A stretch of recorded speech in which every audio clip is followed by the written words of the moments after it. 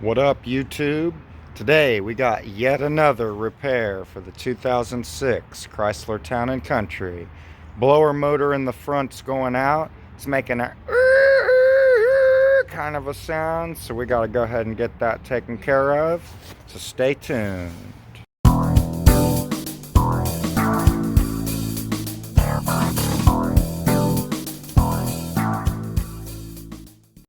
Alright, so one of the first things we need to do is go ahead and get the glove box out. So first we'll open it, and then we got to push these little tabs to the side here. You might want to take all your stuff out first, and it should just fall down, and we can pull it off the hooks at the bottom. Alright, I was able to get it out. Those 3 spots on the bottom is where it hooks in. And the outer 2 hook in from the top, but the middle one hooks in from the bottom. So take the outer 2 off first, then the center one. Then we have our connector coming out right here from the blower motor itself. So we'll want to go ahead and disconnect that by pushing in right here and then pulling down. And then now, the next thing we want to do is probably go ahead and pull this out, because there's some screws on this whole unit here that we're going to need to take off. So we'll go ahead and pull this trim piece off right now. Alright, here's that piece. You can just kind of pull back and then push the bottom forward a little, and you can lift it out just like that. Alright, so the next thing I did was I went ahead and took my floor mats out and pulled the carpet back. That way we can get better access to this actuator. This is the one that controls the fresh air or recirculate function. There are 2 8mm bolts and 1 electric plug. So we'll need to go ahead and remove those and slide this actuator on. Alright, so now we got both of those screws removed. I was able to get this front one with just a regular ratchet and socket. But that back one, the wheel arch is a bit too close, as well as the insulation thickness. But once again, I keep telling you guys about these offset wrenches. I'm telling you, this bad boy went up in there, no problem. I mean, the screw is out, but you can see that that'll totally go on there pretty easily. So now that that's off, we can go ahead, kind of wiggle this guy out of there. There's the splines. You can kind of see how it goes up in there with the teeth. So now that that's out, we can unplug it, or you don't necessarily even have to do that. This is one of those weird connectors where the tab is actually on the part itself, not on the connector. So you actually have to lift up on this plastic of the actual part rather than the connector. Just keep that in mind if you do decide to unplug it. And then we're going to go ahead and remove that 8mm screw, that 8mm screw. Then there's another one right here that we're going to remove. And then there's one that seems like it's going to be a huge pain in the ass from what I've seen to get way back in here. So we'll see how that one is, but we're going to go ahead and get these other ones out for now. Alright, so that screw right over here, you can either get using a wrench, or you can do what I did and use an extension and a swivel socket. And you should have just enough space up in here with your ratchet, and you can get it on the bolt just like that. And it shouldn't be at too much of an angle where you can't loosen it. And I just found that that was, here, we'll get a little more light. I found that that was a little easier to get that screw off than, you know, working with a wrench. You got just enough room for your ratchet right here. That helps get that one off just a tad bit faster. And then that screw right here, no big deal at all. You can totally just get to that with your ratchet straight up. And then this one back here, I pretty much just used the exact same swivel and extension. And I got up in there with it just like that pretty much. And that one came off. But I probably won't be able to even show it to you.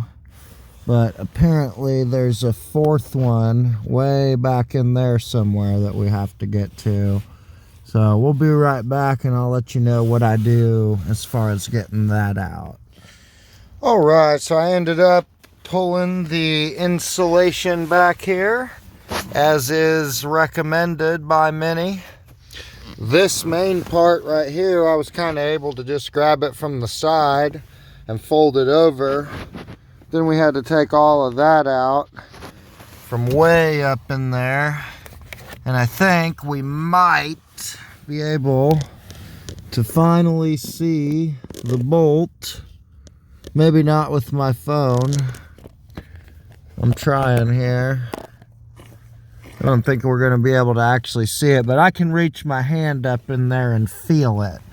So that's a good sign. And I think we got enough crap out of the way that we should be able to get it out of there. So stay tuned. All right, so we finally did get that last screw out. And I'm still not able to actually see it with the phone camera, but I was able to basically get up in there kind of like this, and I was able to get it with just a ratchet and a socket and a short extension. You might also be able to get it with a deep socket as well. So now we need to push this inside, which may require a little persuasion, and then we should be able to go ahead and pull this whole housing down, and then that will give us access to the door that this actuator we took off actually actuates. I know that sounds a little crazy, but anyway, we got that through there now. I'm gonna go ahead and attempt to pull down on this. May take two hands, but I'm gonna try my best. I may be able to use this for a little help here. Okay. Part of why it wasn't coming down is because there's actually a fifth screw right there. From the glove box, it's kind of right next to that vertical one we took off, or the one that wasn't upside down. So don't forget to take that one out as well. And with that last screw out of there, this is coming down much easier. Very nice. Okay, so this is what that piece looks like now that it's pulled out of the vehicle completely. This is how it is with the glove box, from the glove box angle. This is the hole that the wiring goes through. So if we take it from the way we were looking at it and flip it, you can see that there's a bolt there. There's this bolt up on top. Then I believe it was this one here that was the super difficult one to get to. And then these two here are not too terribly difficult to get at. But when I was taking it off, a piece of mine actually broke, because I'll show you here in a second, but there's three little pieces on here that stick up that lock onto the door here for the recirculated air or not. This shaft kind of goes through there, and it was really stuck and didn't want to come out of there, so had to get it out somehow. And unfortunately, I lost a piece of it, but that's not a big deal. So now we have access to the motor, and it is just 3 screws, I believe. But first, we will need to remove this door out of the way, as much as possible anyway. We may just try to fish it out of there with the door in place. I don't know if it's going to come down that easy. But anyway, we got this screw and that one, and then we can probably turn the door some kind of way, yeah, to access the last one. So let's do that now. So with all 3 bolts out of the motor and this door in that position, not this position, you want to pull it over towards the passenger side, which is the default position. You can pull down a little bit on this and you can slide the motor right out. All right, so we got a brand new blower motor here next to the old one. So we're going to go ahead and put this one into place and put those 3 screws back in. And that's the new blower motor screwed in. I was able to pretty much just use the driver and a swivel and extension to get all 3 of those in and out. So now we want to make sure that this door is over here when we put it back together, because that's the default position. So now on to getting that cover put back on. All right, so now we got the cover back on. We got all our bolts back in. We got that one. We got our wires pulled through. We got that one here. That other one in the back. And then, of course, the one that I can't show you. Just do your best. It can definitely be frustrating for sure. I must say this is probably one of the most pain in the ass blower motors that I've ever done. And unfortunately, it has to be on my own vehicle.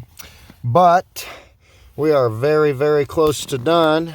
I do believe at this point we can go ahead and plug the blower motor connector back in, get that wiring out of the way. And don't forget to make sure that your blower actuator, or not the blower actuator, but the one for the fresh air and recirculate, make sure that that's in the proper position, and then you can move on. Okay, blower motor's installed. The cover is put back on. All the associated screws are put back on. We got our connector plugged in. We got our actuator back on, bolted up, plugged in, and the door is in the correct position. So now we need to fold this insulation back and put it kind of back how it was as much as possible. And then we'll put our carpet back over that, and we'll put our glove box back in. All right, now we got our trim panel back on, carpet and insulation put back into place. You can hear that fan working.